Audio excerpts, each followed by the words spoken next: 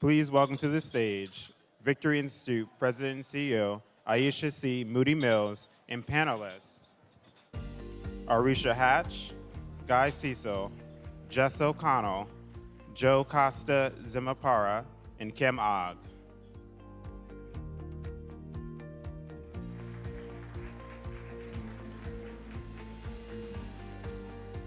I told y'all it wasn't gonna be long. Am I on?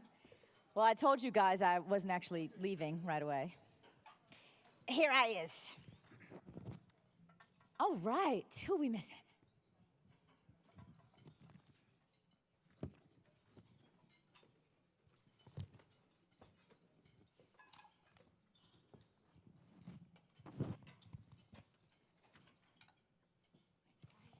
Welcome, everyone.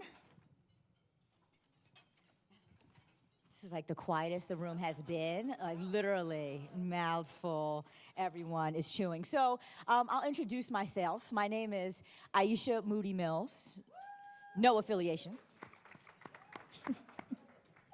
And I want to introduce this fabulous panel that we have with us today. To my left is Jess O'Connell, the CEO of the DNC. We also have with us Arisha Hatch, who is the Executive Director of the Color of Change PAC. It's your full title. Yeah. We also have Guy Cecil with Priorities USA.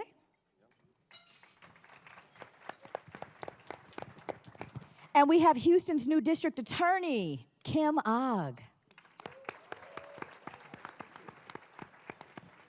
And Joe Costa Zamaripa, who is our state representative from Milwaukee.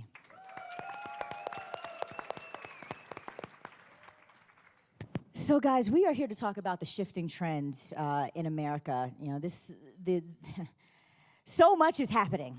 So much is happening. And I want to start off the conversation sharing a note of inspiration that something that came up for me about, I don't know, several months ago, May, maybe.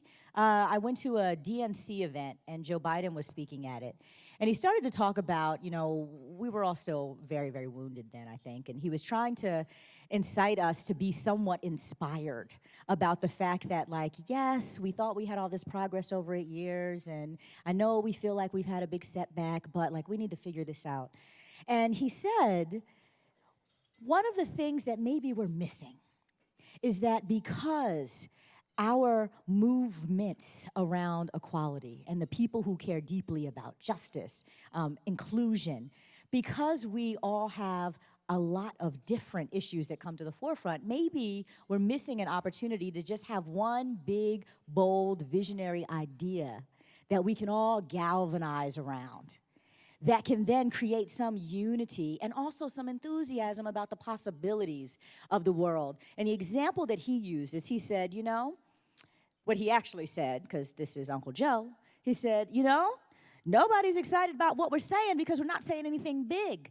Remember when we were challenged to go to the moon? Remember how ridiculous and audacious that sounded? We're going to the moon. But Americans got excited and had what my MBA hat calls a stretch goal, right?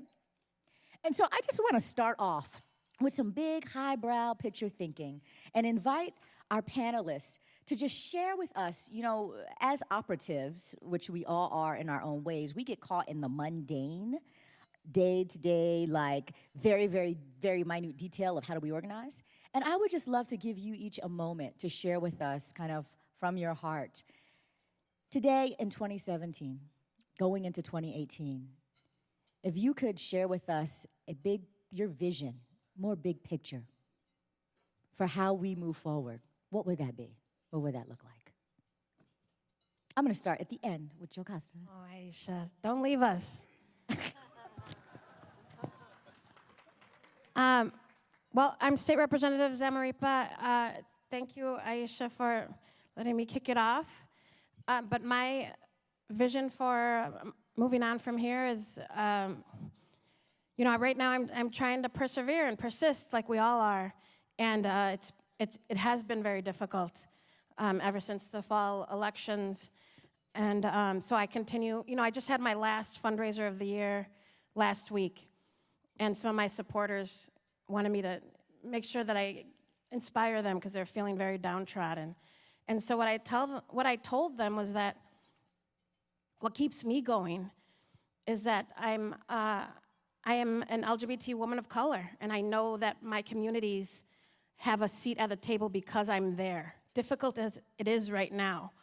And honestly, sometimes I feel like I want to take my ball and go home these days. But I know that I represent the largest Latino community in the great state of Wisconsin. I'm the first Latina woman elected to the state legislature in our dairy state.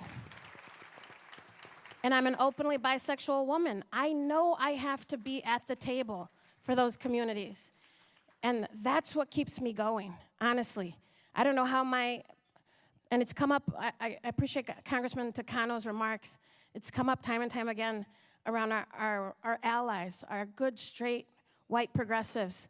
I don't know how they're doing it, because what keeps me going, honestly, is knowing that I represent for these underrepresented communities, and I gotta get up in the morning and get to that table, because if I'm not there, who will be the voice for those folks that who haven't had that voice in government like they need and deserve to have?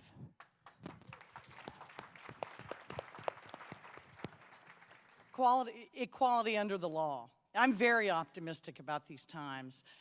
By implementing good policies from executive branch positions, such as district attorney, we can make changes immediately in the criminal justice reform movement, which is, to me, ground zero for social justice reform.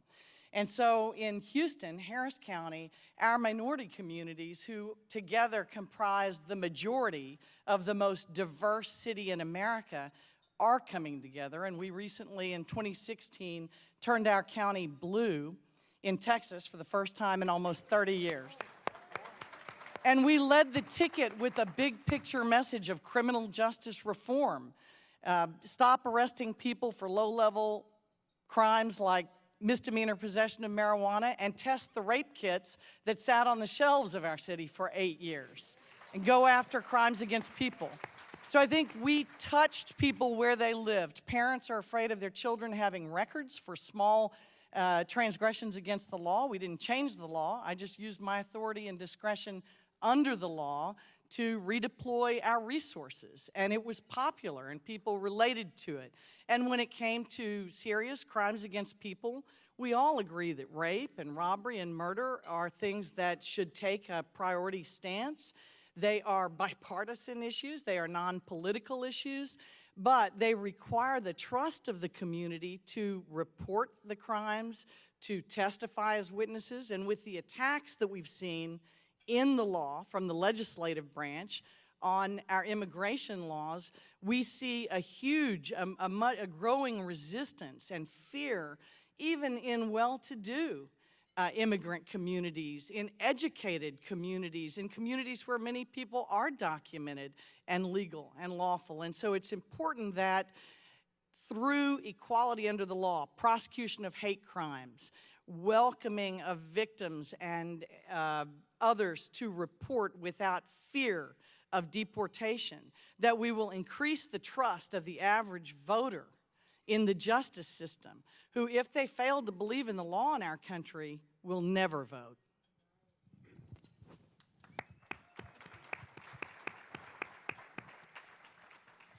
I think we all come to this through our own personal perspective. For me, my grandmother married into a horribly abusive situation. Her husband, on his first violent attempt, stabbed her 12 times with a butcher knife, got 3 months in prison.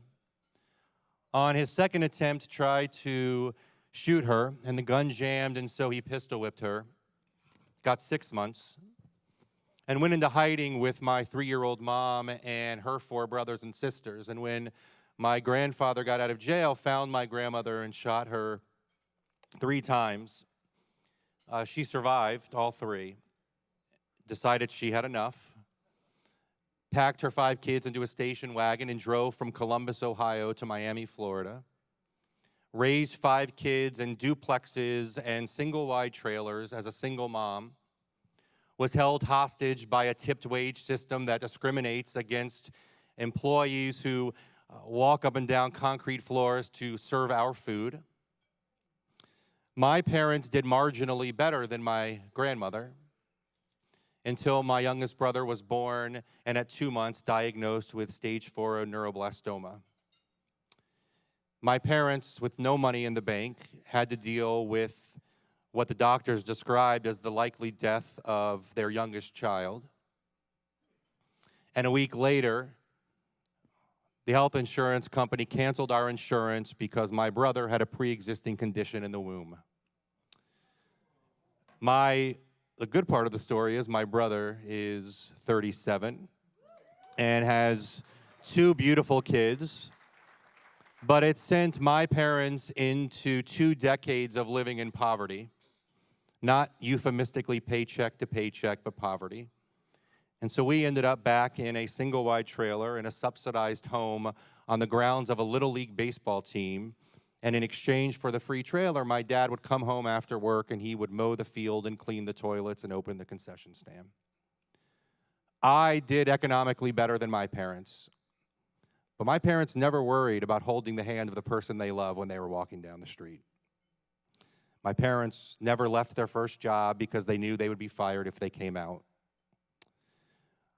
My husband and I have 7 nieces and nephews, 2 of whom are black. We love all of our nieces and nephews exactly the same. But we worry about Jalen and Travis in a way that is fundamentally different than our 5 white nieces and nephews.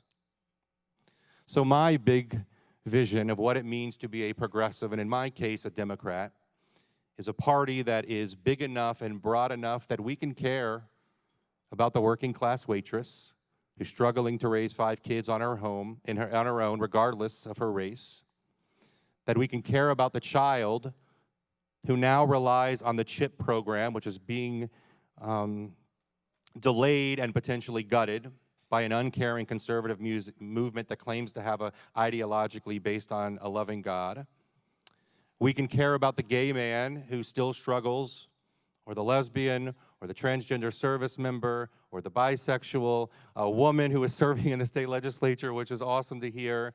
And we can care about the young black child and believe that they should be growing up in a place where they are afforded every opportunity that I was, even as a poor person, because there was privilege from the fact that I am white. We all enter life with headwinds and tailwinds. We should be doing everything we can to reduce the headwinds and everything we can to improve the tailwinds so that everybody has a chance to succeed and live up to the potential that God imagines for them in their own life.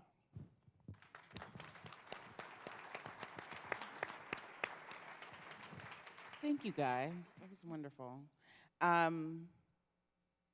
I imagine a world where elected officials, where institutions, where corporate heads go to sleep at night worried, restless about disappointing Black people. That's what I work for every single day.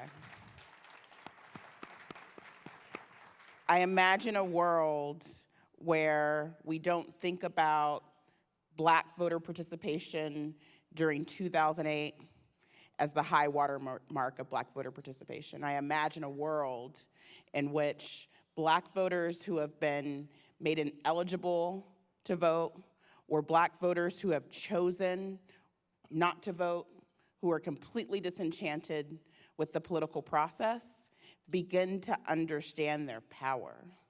That's what I want Black people to go to sleep with. Understanding that it's not always about who's running for president, but understanding that there are local folks, prosecutors like Kim, who are making daily decisions that impact the lives of their families, their communities, their own selves. And so that's what I dream of, is a world in which Black people are situated in their power and that we have options to go and vote for. One of the things that I've learned in leading Color of Change PAC, and we're really focused on returning our energy local, and thinking about the ways in which we can change those that profit from an incarceration system that has made billions and billions of dollars off the backs of Black bodies.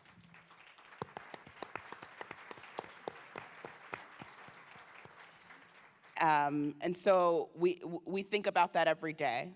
One of the things I've learned is that 90% of prosecutors run completely unopposed. 95% are white men. And so I imagine a world in which we have elected officials that are reflective of our community, but also reflective of the values of our community. And so that's what I'm working toward. That's what I'm dreaming about.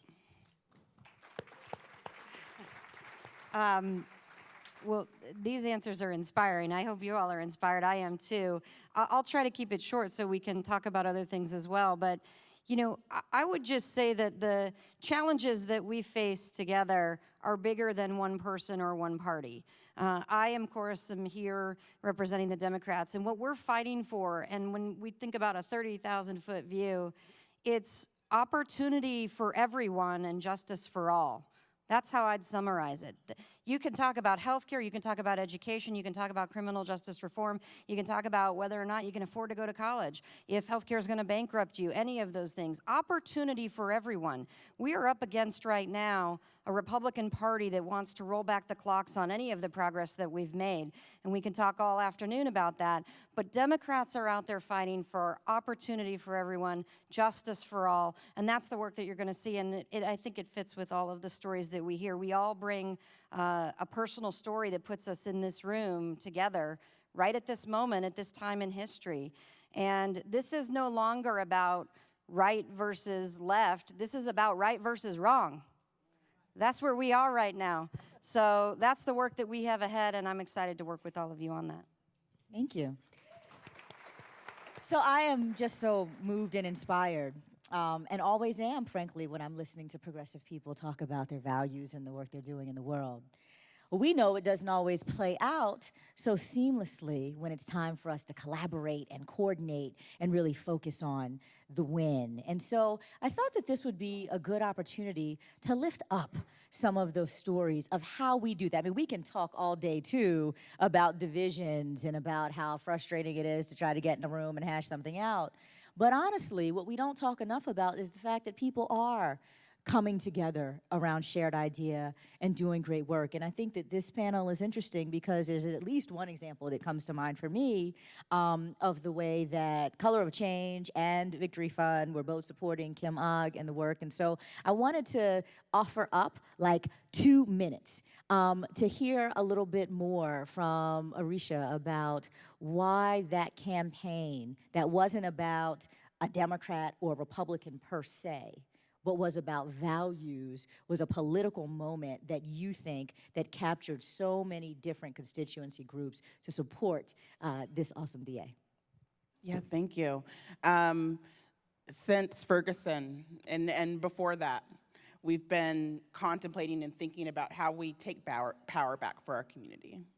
And as we watch sort of like the police violence unfold, we watch the movement for Black lives grow, the level of consciousness and the level of education that's happening not only in our country but worldwide.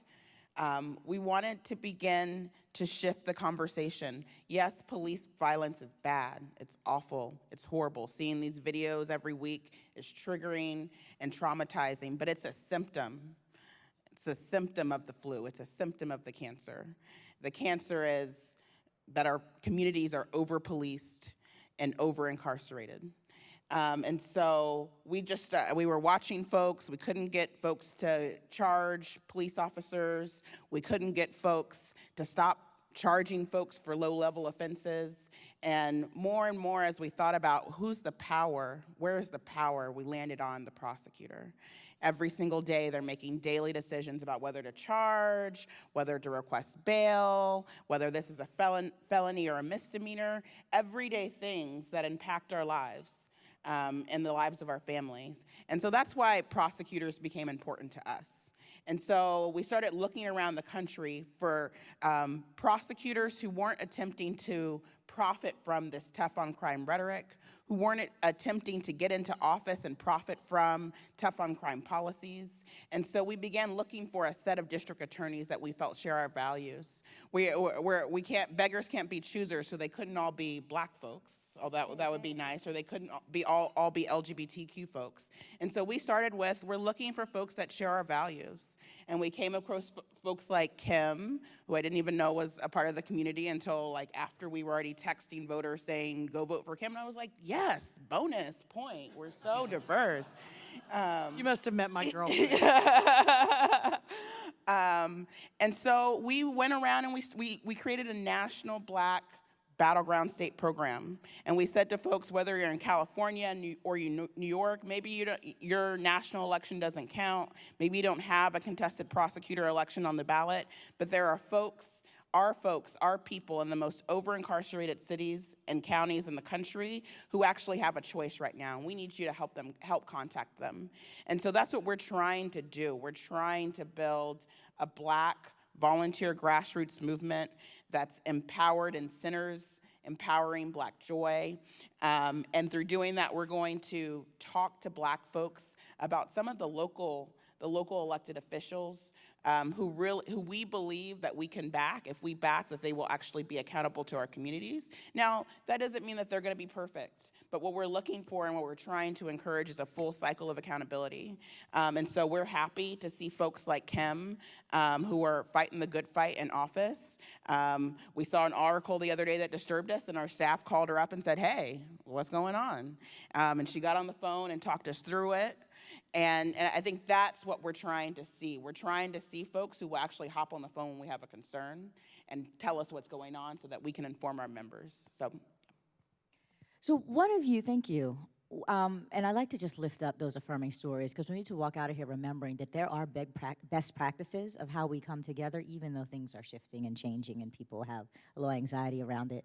Someone mentioned, I don't remember if it was Jess, something about having shared values, right? And this idea of kind of power and how do we actually kind of come around and get to that. And I want to pivot a little bit because this thing of values comes up for me a lot because I see that our value system in the political discourse seems to be eroding with the Trump tweets and the Trump rhetoric and the alternative facts and the bold-faced lies and the grab them by the, and on and on and on and on and on. And I wonder, in this shifting America, which to me is a really negative shift that I don't know how we immediately combat, how do you all think that we try to get ahead of that derailing? It's a shift, but I think it's a derailing. How are you in your work trying to get ahead of that and push back against some of that move towards ignorance being really the foundation for how we do politics and business? Well, I think that we've seen Americans stand up the day after Donald Trump was elected. I think we saw particularly the Women's March that galvanized not only millions of women all over the country, but men too, to march in protest. We saw thousands of people make calls and knock doors all over the country in unity around healthcare to save healthcare for 30 million Americans. So many people called Congress, they broke the phone switchboards there. It hasn't stopped. I think, these are difficult times, to be sure, but the way that Americans are standing up, making their voices heard and fighting back is exactly what we would want in the ways that we need to defend democracy right now. And I'm really proud of the country in the way that we are organizing and working with groups. And let me just say this, Democrats have won 100 races since Donald Trump was elected. 100 races. 33 of them were flips from red to blue, and most of them were in districts that Donald Trump won by double digits in 2016. So people are fighting back not only by marching, by making phone calls, by coming together, all of the groups forming. Don't believe that there is disunity around our values. There is tremendous unity. In Virginia alone, Over 30 to 40 groups worked together to elect Ralph Northam, Justin Fairfax, Mark Herring, 15 new women to the state delegate races, or to the House and to the Senate. This is unity. These are people coming together in values. And I think this is important to remember. If you want to leave here feeling hopeful that we have a roadmap and a plan, we do, because we do know what we stand for. We do know what we're up against, but we also have a roadmap to win. And when we come together in unity, we are doing that. It's been a good 2017 in terms of electoral politics. We have a roadmap for 2018, and we're going to continue doing that work. Yeah. Joe Costa, in Wisconsin, more money is being spent.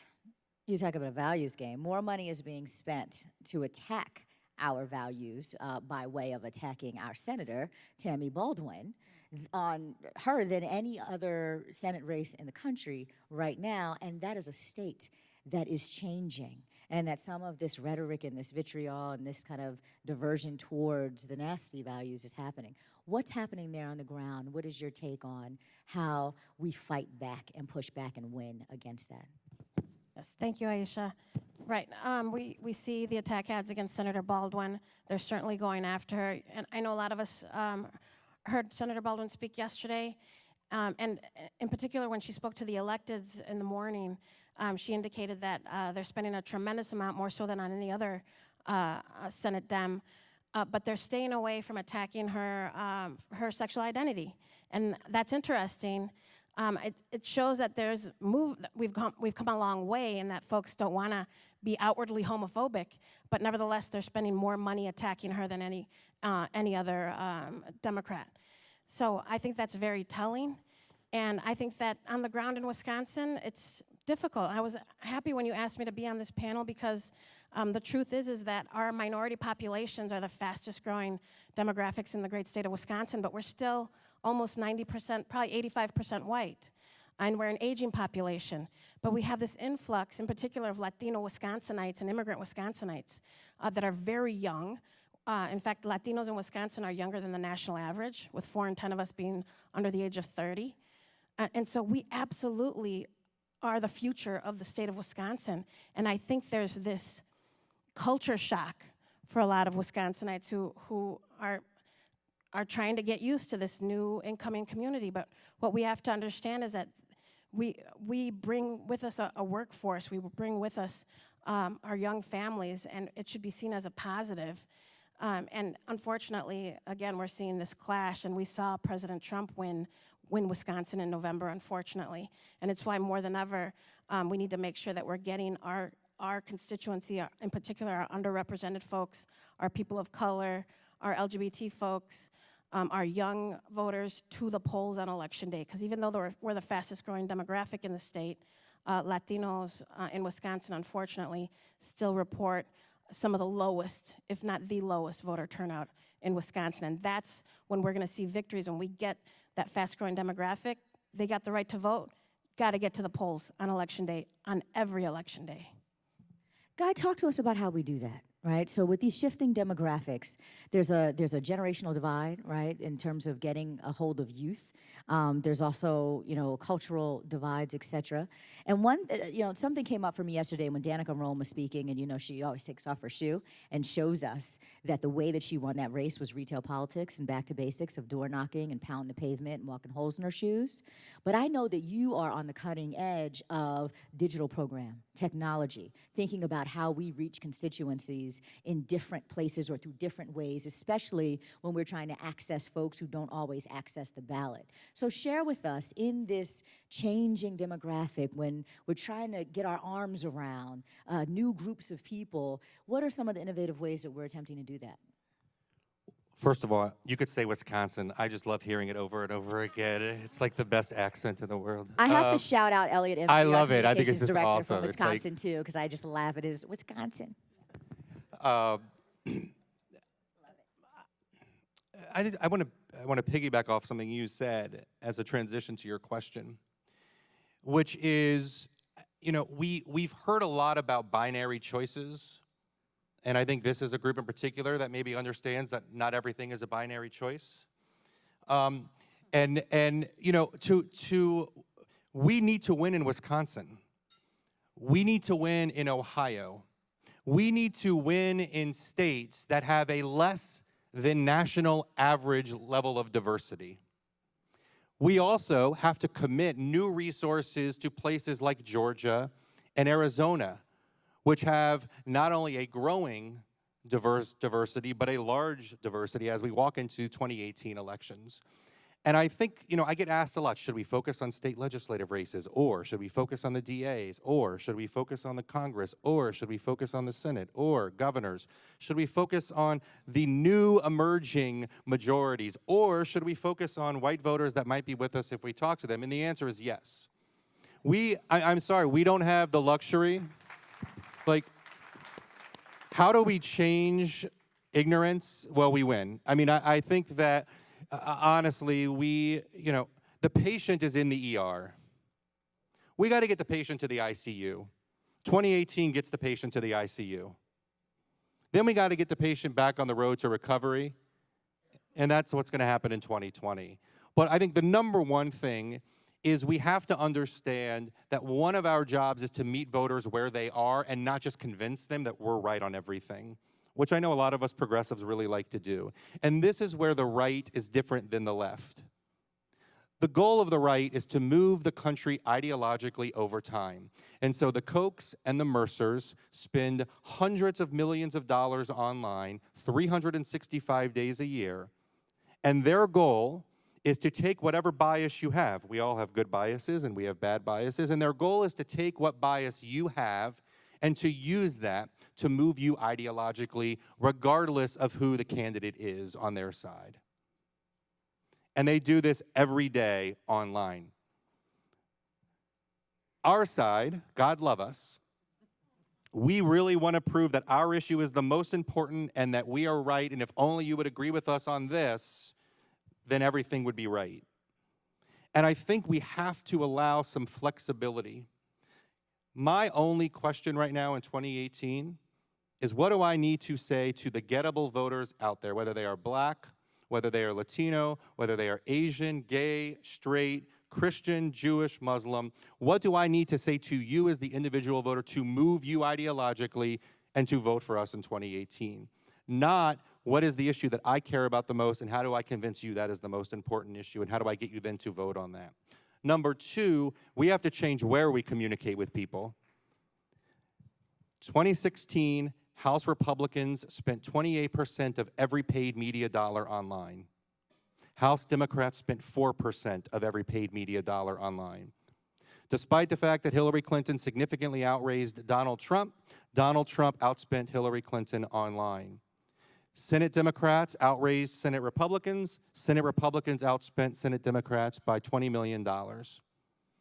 So if we are a party that cares about the new emerging majority and young people, by the way, the fastest growing use of mobile are Latinos, then we need to adjust not just what we're saying, we also need to adjust where we're saying it. And so the second thing I would say is we must fundamentally change the way that we communicate from a TV-first operation to an operation that uses television, but also uses the other tools at our disposal. I mean, this is something that Priorities has a new relationship with Color of Change, and part of it was because we saw what they were doing and how they were motivating and activating people, and we were excited about the fact that they want to take that activation and move it into electoral power.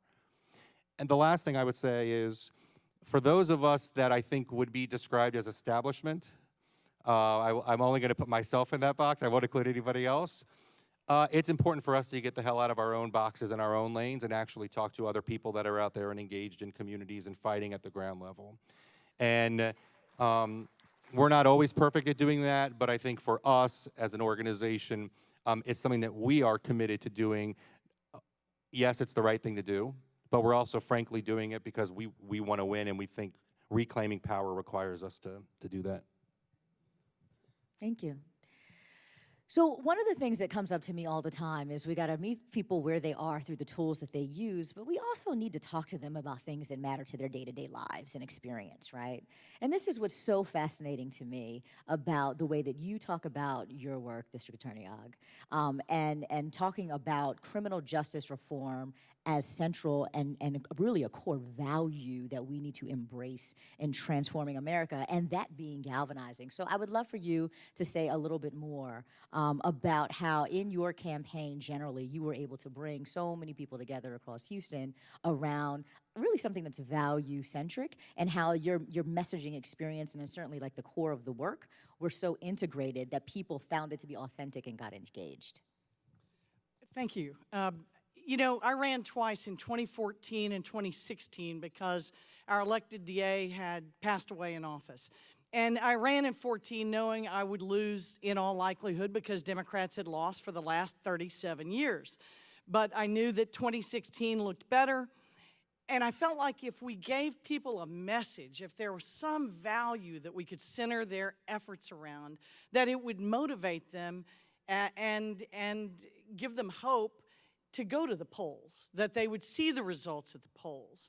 And so in 14, we faced some issues, really, inter-party issues surrounding what our message was locally and statewide. And I found simple things that touched people where they were. I'm an optimist in terms of the human spirit.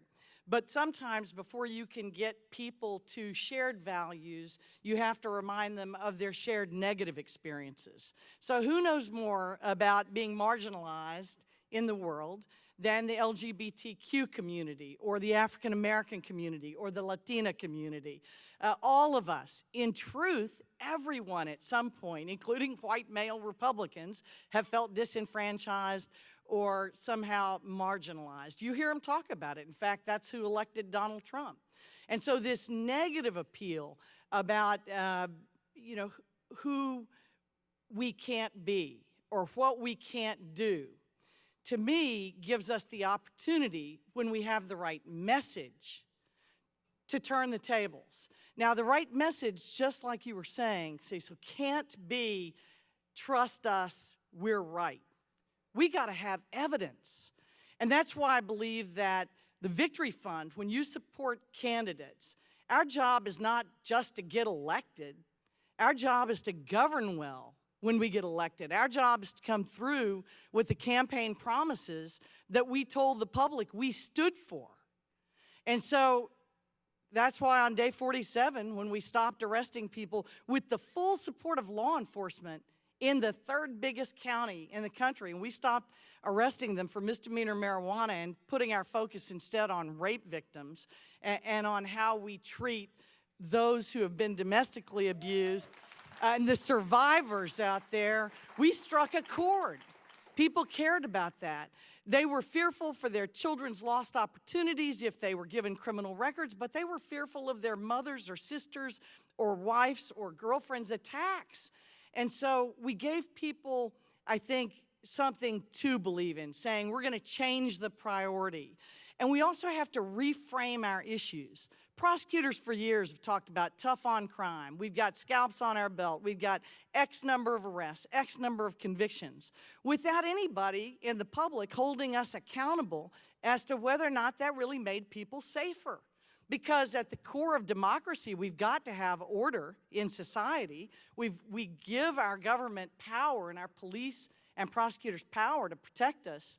So if they're persecuting us, what's wrong here? Well, we've got to reframe the public safety question and how policing can make us safer and how use of our discretion as prosecutors can make us safer and give people, I think, the evidence to show we've made you safer by applying the law equally to all victims, by welcoming people of color, by listening to the diverse voices of Black Lives Matter and other genuine civil rights movements, by saying we hear you. And in fact, you, the public, you, the jurors, the voters, You're the ones who ultimately make the decision. We bring you the case. You set the price on bad behavior of police officers or bad behavior of people. So I think we have to reframe these issues. I think we have to have a strong message. I think the Democrats have to continue to seek out support in red states where we've got lots of blue voters. We find the suburbs to be a hardy place to retain votes because our inner cities now are as diverse. They are not totally minority anymore. They are as diverse party-wide as the suburbs. So when we moved our message out and talked to women during my campaign about victimization and about alternative options for their kids should they get in trouble, that rang a bell for people. And I think that's what galvanized them to move. And one last thing. When Donald Trump talks about, when we hear the divisive language that's being used, I think there's nothing more compelling than reminding people in a gentle or some way that they have been marginalized before, that they've felt uncomfortable in a room before. And the discrimination when it came against them was something that they felt somebody should stand up and fight for. And I think when you appeal to people where they live, they're more willing to stand up for us. And so when I was not outed, I'd been with my partner for 32 years, but when my opponent, at the end of her campaign, trotted out the fact that I was a lesbian and that somehow this should matter to voters, even Republicans rejected that. And we drew from their middle ground in support and dragged our whole ticket across the line in Houston. So I hope we focus in urban areas, not to give up on rural areas. They're so important. But in our urban areas, we see a lot of change happening. Our world is changing like that. And if our response as elected officials doesn't change with it, if we hold on to the status quo and the old way we judged and tried to prove things, we're going to keep losing. And I don't think we have to do that. I think we can win, and this is a time for optimism and hope. Thanks. So, Jess, final comment. I know we have to wrap up, but I know you wanted to jump in there. Well, I just wanted to address some of this because I couldn't agree more. And one of the first things that Chairman Perez did when he became the chair of the Democratic Party at such an interesting and challenging time is to just entirely change the mission of the DNC. You know, historically, it's existed to help elect a Democratic president. That's incredibly important. But when you look at the last 8 years and you look and see that Democrats have lost over 1,000 seats throughout this country, we got to do something different. So the very first thing we did was change the mission. We are now working to elect Democrats from the school board all the way up to the Oval Office. And that's what you see in our work and our investments. That's right. And so we are paying attention to rural areas. And in fact, we launched a program. How many of you remember Howard Dean's 50-state strategy? Yeah, a lot of hands, right? It was a good one. And we've got to get back to basics and back to organizing. We've launched a program called Every Zip Code Counts. We've increased funding by 33% out to all of the state parties to help candidates, to work with groups, to build collaboration, to be in unity around our shared values, around the fights ahead. We have to be more innovative. We're offering a $10 million grant program to our state parties to come with new ideas. How do we re-engage and inspire our base? How do we work with others? How do we have conversations in rural communities? How do we make, half the battle was we stopped talking to folks. We've got to make sure that we're talking to them now every single day, not just 2 weeks before an election. That's insulting to folks. So we have been out there organizing since the summer. We talked to over 1 million people just in the summer alone around Resistance Summer, around organizing for healthcare, organizing back to basics, having conversations, partnering with groups that are on the ground, listening to folks in every single zip code. And the third thing we have to do is modernize. We have to modernize our party. Guy is exactly right. The Democratic Party has got to catch up and move ahead very quickly. The Republicans spent $175 million on data and technology alone over the last 3 years, and it made a difference. We have to make meaningful investments so that we can have meaningful conversations and meet people where they are. And we need to focus on winning. The way that we will change this country is by electing more Democrats who share our values, more progressives who share our values, who will fight for us, who will stand up and fight for us. I got started in politics and in advocacy in Colorado with the Colorado AIDS Project. I grew up at a time where we had a Republican president who wouldn't even mention the word HIV or AIDS for years, and in fact, had an administration that laughed at it while people died. That's how I came up and came into this work. And then the very first campaign I ever worked on was in Colorado against a woman who thought nothing was more important than preventing gay people from getting married. Here's the thing, because of all of the hard work, because of the unity, because we elect Democrats, because of our persistence, I married my partner Holly last year in my former opponent's home state of Colorado. We can do this. We have to get back to work, pick ourselves up, get out there, organize, have conversations, and we can win. All right. Well, thank you so much to Jess O'Connell, to Arisha Hatch, to Jocasta Zamarripa, to the DA, and of course to Guy Cecil, who thank you very much for being our lone gentleman, which I didn't realize was sitting here on the panel. Lucky me. We could talk for days, but we appreciate you coming and joining us and sharing all of your insights and work. Thanks.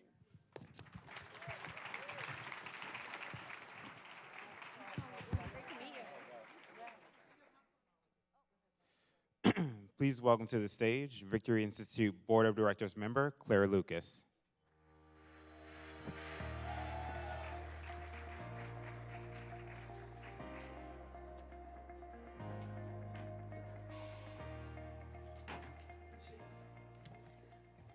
Hello, everybody.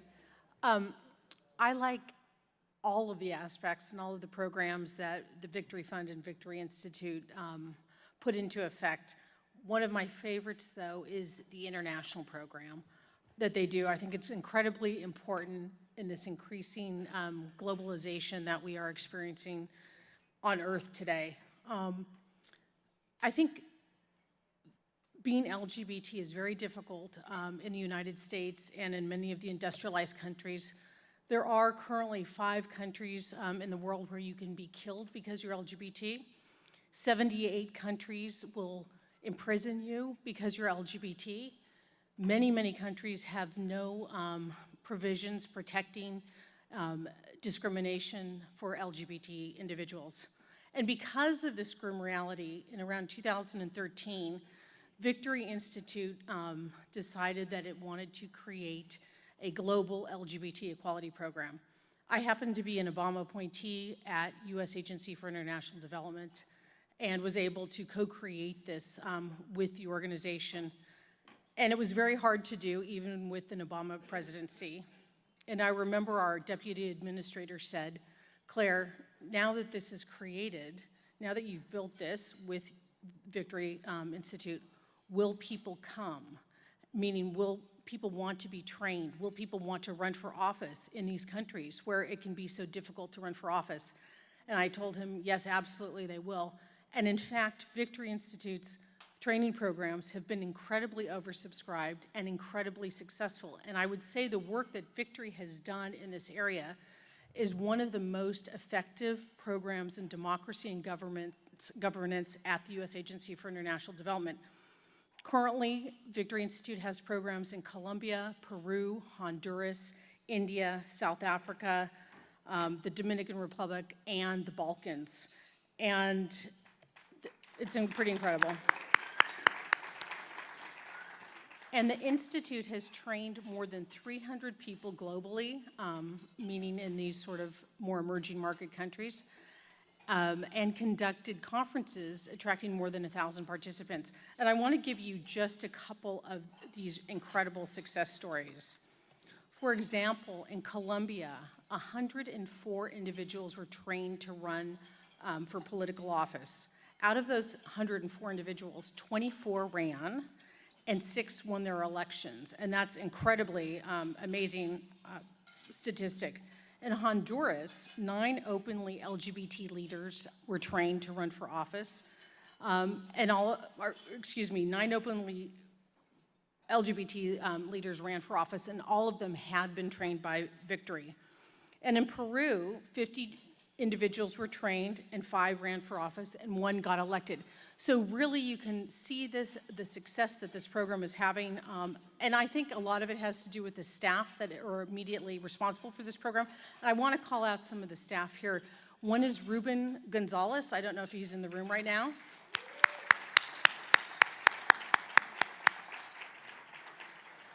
Another individual is Luis Abalafala.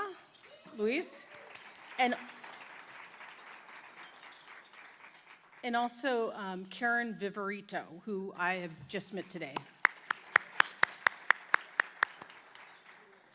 So I'd like to bring the folks who are going to participate in the next discussion up onto the stage here. The first person is Tamara Adrian, who's a congresswoman from Venezuela.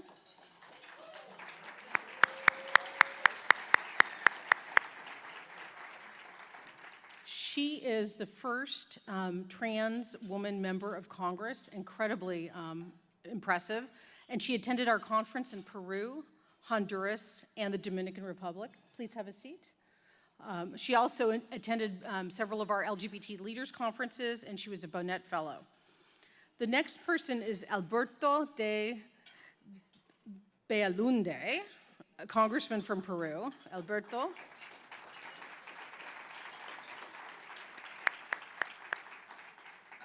And he, along with Carlos Bruce, introduced the 2016 Civil Union Bill, and he also attended our conference in 2017 in the Dominican Republic. Next, I'd like to bring up Sandra Moran, Congresswoman from Venezuela.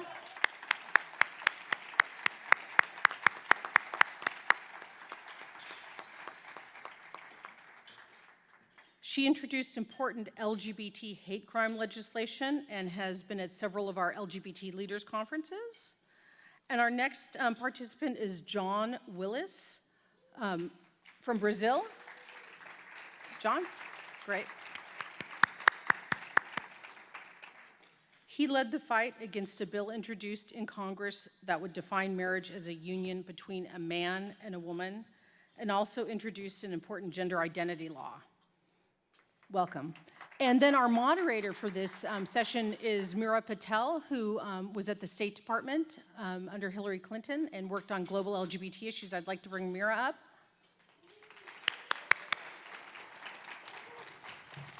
Have a great time.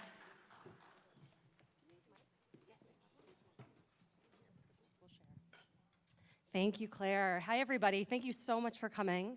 This is an important panel. We have with us LGBT elected officials from across Latin America. And as I was prepping for this session, I was thinking about the fact that 6 years ago this week, Hillary Clinton declared gay rights are human rights before the Human Rights Council in Geneva. And now in the US, in Europe, and across Latin America, we're seeing a wave of conservative populist anger and repression and fights against all of the progress that so many of you have worked so hard to accomplish. And so what I'd love to hear from you all is how you're thinking about these trends in Latin America, what we can do to help, and what the next few years look like as an openly LGBT elected official. And so I think we'll start. I would love to hear from each one of you briefly the context in your country, what it's like to be openly LGBT as an elected official, and what is it like to be an LGBT person. Please. Thank you very much for this opportunity of being here. And to live in Venezuela in this very moment is in itself a huge task. It's a melting down country from every aspect. And of course, as we say in general that poverty has a face of a woman in general, we may also say that poverty has an LGBTI face. And the crisis, the economical crisis, is affecting disproportionately LGBTI population, particularly trans women and trans men population. And the fact, for instance, that in a country such as Venezuela, we lack of basic food, and in order to have access to subsidized food, you have to present your identity card, and the fact that Venezuela do not recognize identity, legal identity for trans people, that creates this very specific vulnerability that is affecting people on the right to purchase food. Violence as well, threatening the lives and the physical integrity of most of Venezuelans. But of course, LGBTI people are affected disproportionately against by this kind of violence.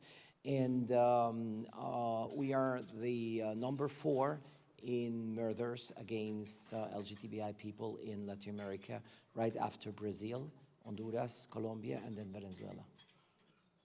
That's the situation. Hi, everybody. Peru, Venezuela, and Paraguay are the only countries in South America that don't have any significant LGBT law. So we are more like in Central America. We have the same struggles. But I like to see the bigger picture. 10 years ago, there was no openly LGBT authority in my country. Nobody was talking about LGBT rights in the political scene. It was considered a toxic subject in politics. And now, 10 years later, you have 2 openly gay congressmen. I'm one of them. You have a trans woman in a city council. You have another gay man as a deputy mayor in an important city in Peru. And it's impossible to run for office if you don't have a position in LGBT rights, against or in favor by the position. That 10 years ago was really odd. The thing is, we are trying to make some progress. I sponsored the bill for civil union. I co-sponsored the bill for marriage equality. I co-sponsored the bill for gender identity law, for a hate crime, anti-hate crime law. But the thing is that the conservative movement is really well organized. They have the main ally for that movement is the evangelical movement, and they communicate really well. When you talk to LGBT or LGBT allies organizations, we talk about rights or ideas that are maybe sometimes abstract. And when you listen to the evangelical and conservative groups, they have this message that says, don't mess with our kids. And they talk about how we're trying to convert every young person into homosexuality. But they know how to get to the core of people and their fears and how to exploit their fears in their favor.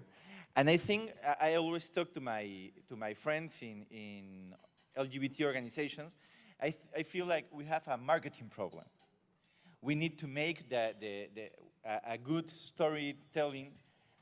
We have to make a really human case to explain people the importance of LGBT agenda. Hi, everyone. Well, Guatemala is immersing very big struggle against corruption and impunity. And also, we are trying to strengthen democracy by working with people, indigenous people, women, youth, but that's something that is confronting with all those conservative evangelical people who are trying to push back that power that we are building. For example, in March this year, 41 children, youth, were killed, were fired on in one center who's supposed to protect them. Me and other member of my party put forward a penal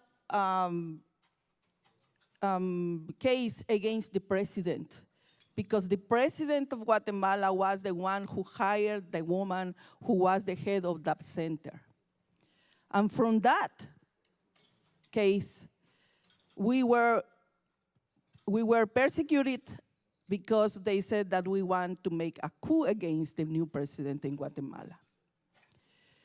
Then the struggle that we are in against corruption also means that our work is always under attack, not just because I'm a lesbian, not just because I'm the only one in the parliament, not just because I'm putting the bills for the rights of the people, LGBT people, but also because the ones who wants to keep going in corruption, in impunity, are the former militaries, are the ones, are the head of companies who live from corruption, and are the evangelical churches that this year put forward a bill against the LGBT community and against the rights of the sexual and reproductive rights of women. A bill against us were presented with 4 churches, and a bill that talk about the possibility to have homophobic talks, the possibility to take control of the NGOs or communities who work about our rights as LGBT community and our rights as women. Then our context is very difficult and hard. And thank you for bringing me here, because I feel that we can connect all the struggles that we are doing, all the energy that we need to continue the struggle that we have, because we all are connected. Thank you.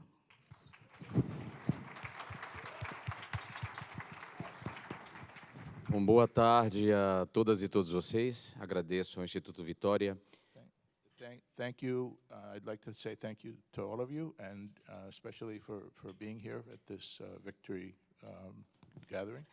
Meu inglês não é tão bom para me expressar sobre esse assunto, por isso estou falando na minha língua. My English isn't good enough to address this important topic. That's why I'm speaking in my own language. Existem muitas coisas em comum entre nós, o que nos põe, inclusive, nessa sala, muita coisa em comum, mas existem diferenças entre nós, e uma dessas diferenças, além do fato da gente habitar países periféricos, uma diferença é a língua. Nossa subjetividade é constituída por outras línguas e, portanto, os intérpretes existem para que a gente possa fluir na nossa língua.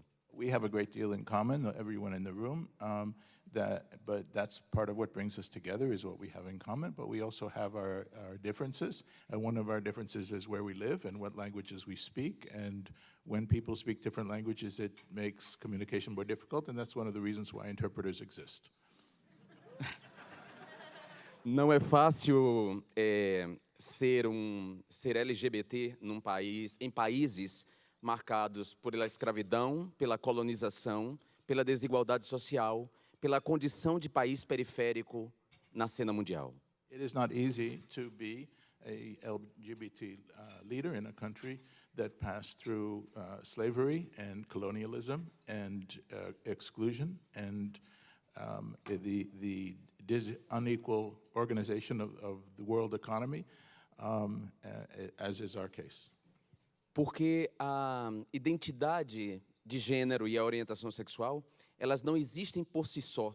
Elas estão articuladas com outras posições de sujeito que vêm da etnia, da classe social, por exemplo, da religião que pratica.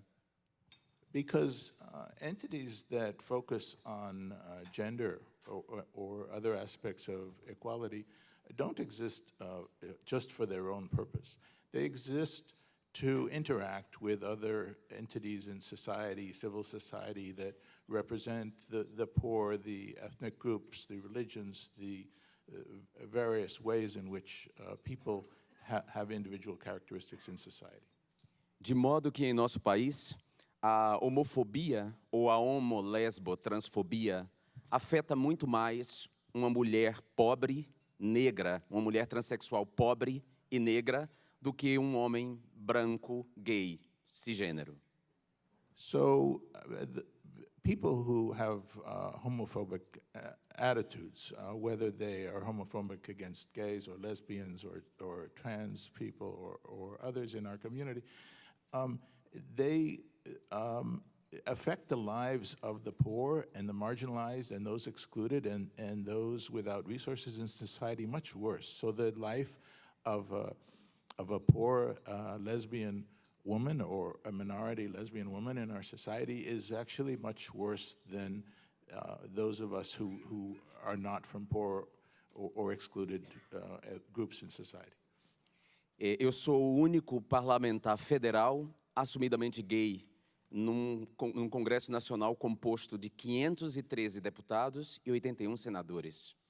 I am the only openly gay member of the National Congress in Brazil, which includes 513 congressmen and 81 senators.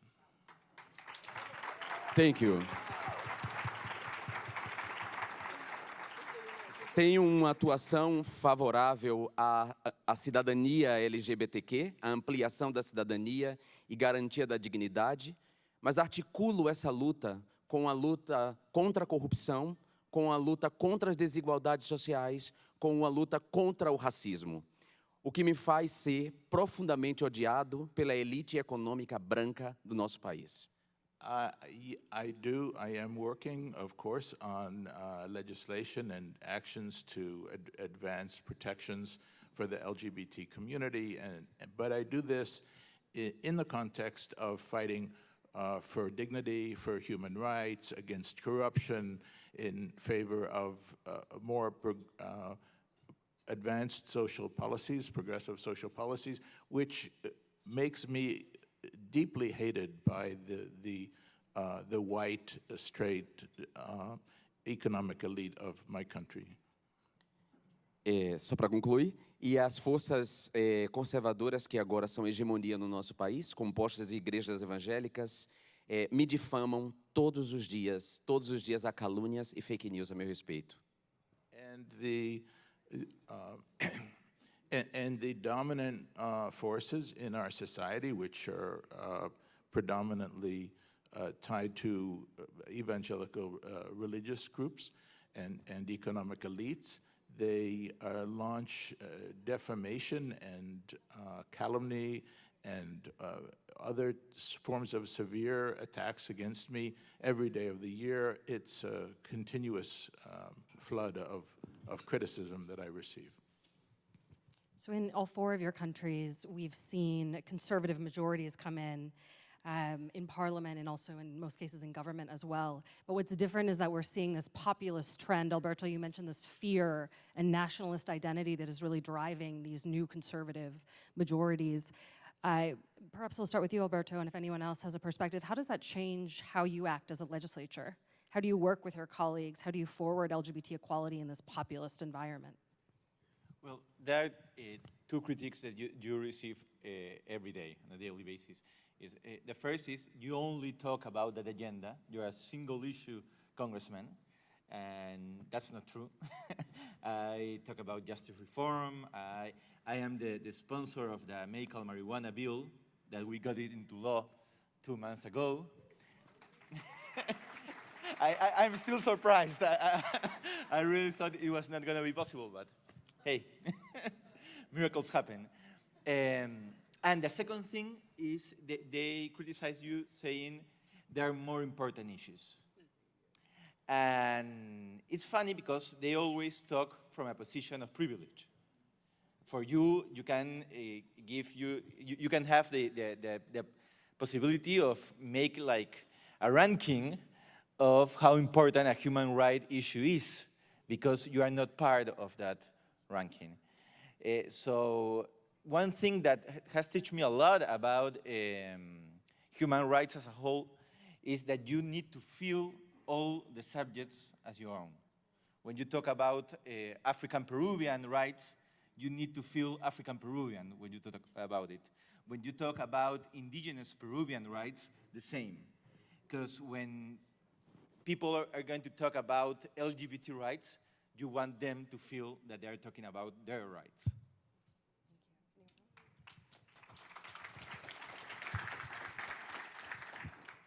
So, well, actually, Sandra, Jean, I wanted to turn the conversation towards corruption, which you both had mentioned, and I know which in both of your countries have been increasingly part of the national conversation.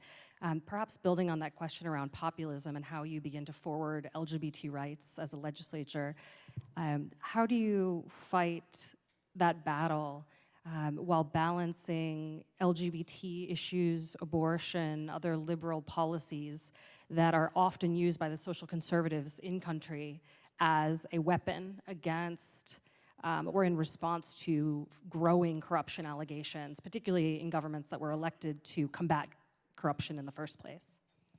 Yeah, thank you.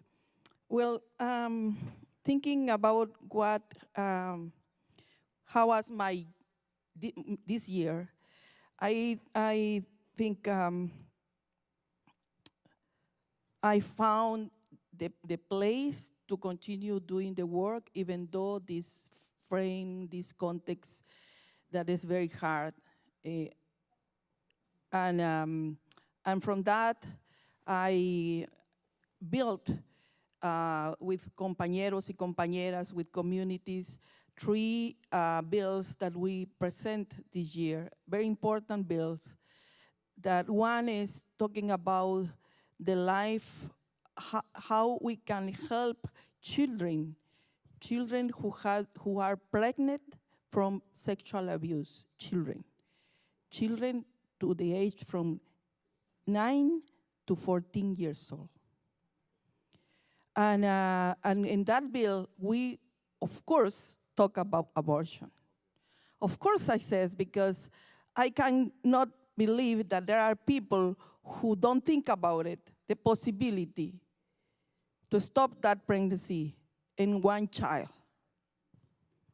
Even though we think that it's something that we need to talk about, there are a lot of people against that law, against that bill. And I found the place with my compañeras to build that and to save that like a little plantita, a little thing, to save it until we present it. And that way we save the possibility to present the law and to have the possibility that that bill can be a real law in Guatemala. But it's a lot of things against that. But we found the place to do it. We found the place to work with my compañeras trans, to work and to build, to propose the bill in gender identity in Guatemala, just on December 1st that we introduced that bill, and I learned that that's the first in Central America, the first time in Central America.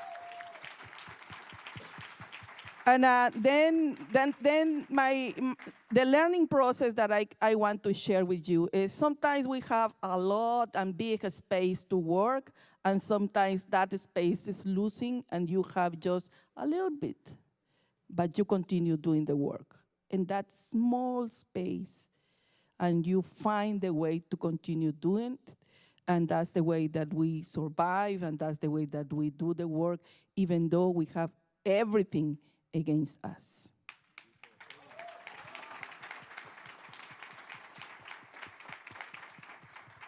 No Brasil, a corrupção é histórica, sistêmica e endêmica. In Brazil, corruption is historic, endemic, and systematic. Tem a ver com o financiamento empresarial de campanha, com a força da grana que põe o sistema político em favor dos seus interesses. And this is closely related to the role of money, of big money in elections, election campaigns, and the connections that the donors of that money have to the politicians. Também, no nosso país, no Brasil pelo menos, a democracia não é perene e nós vivemos um período grande de ditadura militar. Also, our democracy in Brazil has not been without interruptions. We had a long period of military rule in Brazil. De modo que em 2016 nossa democracia sofreu um novo golpe e a nova hegemonia política no Brasil, ela é além de corrupta, homofóbica, machista e racista. So, and this was repeated with a new coup against the government in 2016, which has introduced a new government that is homophobic and racist and sexist. Essa nova hegemonia política é apoiada por forças conservadoras que conseguiram convencer a população, a maioria da população, de que o problema não é a corrupção, mas o problema são os gays, as lésbicas, os direitos das mulheres. And this hegemony, this new political hegemony, after that coup, has sought public support by trying to convince the population that corruption is not the primary problem. The primary problem are the gays and lesbians and women. Nós viramos a nova ameaça à família na concepção dessa nova hegemonia política. So this new political hegemony has also created threats to the family due to this drastic change. E isso tem dificultado bastante a atuação das pessoas LGBTs. Não só a minha atuação, que sou parlamentar eleito, mas dos ativistas LGBTs. And this political change nationally has made life much more difficult for LGBT activists, not so much for me because I'm an elected congressman, but for those who are activists in the communities and in society. Thank you. Tamara, we heard in moments of great change, there can be often deep challenges to retaining rights and equality. Venezuela recently disbanded the former Congress. There's a new Congress that is not legally in power. The Assembly is discussing a new constitution. Where do you see opportunity in this moment of change, and where do you see challenge? Well, actually, we live in a kind of oxymoron because we have a National Assembly which has been annulled by the dictatorship, and they have created a parallel assembly, constitutional assembly. They are enacting laws. We are preventing of enacting laws, which is very, very frustrating for a legislature not to be able to legislate. Is the essence of any Congress to do it. But in this very difficult context, what I have been trying to do is to get into this small interface where you can get the laws approved but not published. We are trying to discuss the laws and the equality laws, in this case an amendment to the civil registry law that would create civil law unions, will create equal marriage and recognition of identity for trans people, and the prohibition of surgeries, early surgeries, mutilating surgeries for intersex children, among many other things. And I've been able to create this internal majority approving to discuss this law. I don't know if we will be able to do it because we haven't been able to approve any single law. Well, actually, yes, we approved 2 laws. We don't even get touch any remuneration for being part of the National Assembly.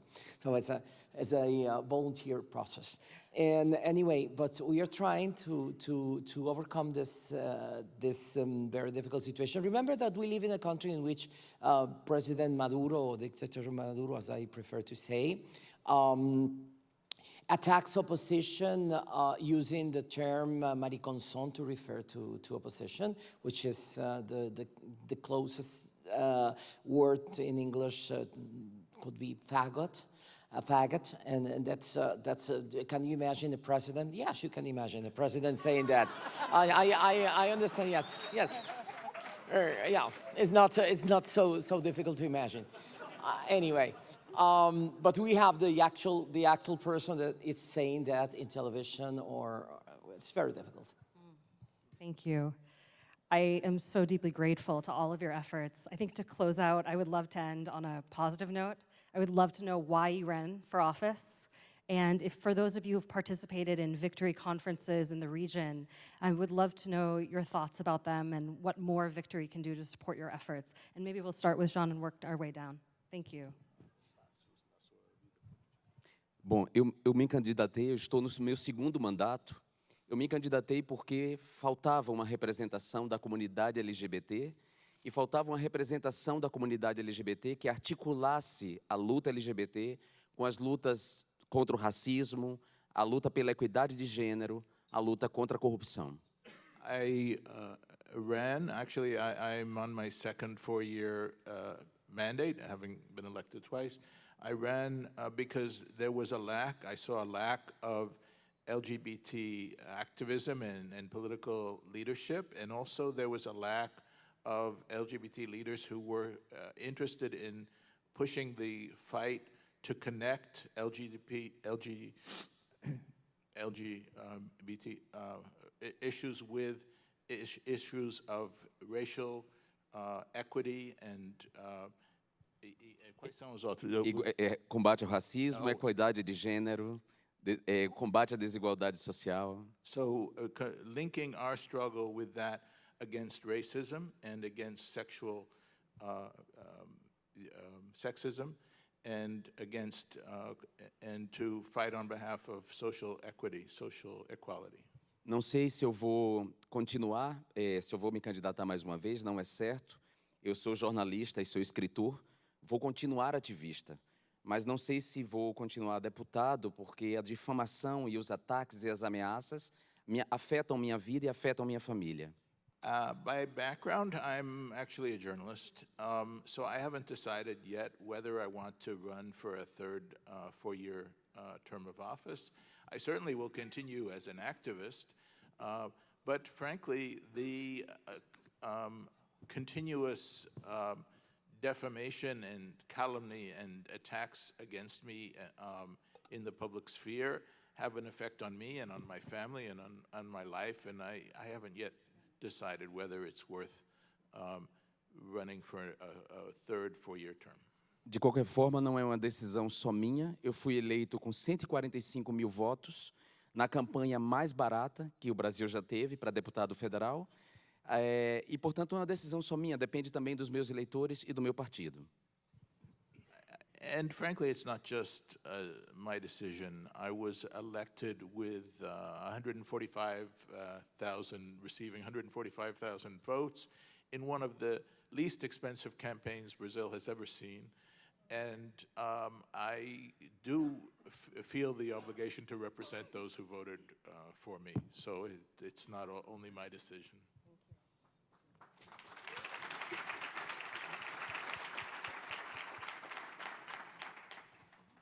I was elected last year, in 2015. These 2 years that I've been in the Congress. And I was invited to be a candidate. I'm part of the women's movement and feminist movement. And I think I decided because I think we need different voices in the Congress. We need different point of view. We need voices related with communities, with movements, with people that are who are asking for changes, real change in political. Then this year I organized a political school for women and for lesbians who wants to strengthen their power, their citizenship, and next year I'm already organizing a political school for new candidates. And I think we need to have different voices, different representation, and strengthen the democracy in our countries. Well, I decided to run. I think that politics is in my blood. My grandfather was a 5-term congressman from a rural area of Peru. He lived until he was 104 years old. And each time I talk with him, yeah, a lot. Each time I talk to him about politics, I could see and feel the honor he felt for serving people in Peru that was forgotten, and how he understood public service as that public service. And the day I say, okay, this is my electoral cycle, I was here in Washington. I was participating in a leadership seminar in Georgetown University. And in Peru, they were debating the civil union bill. This is the Congress before I was elected. And the debate was so mediocre and so full of fear and anger that I thought these people are not serving the public. And I think it's my time now. So I decided to run. It was also a very not expensive campaign. Nobody thought I was going to be elected. But I had one thing that I think is really important when you run for office, illusion. Illusion if you can make things different.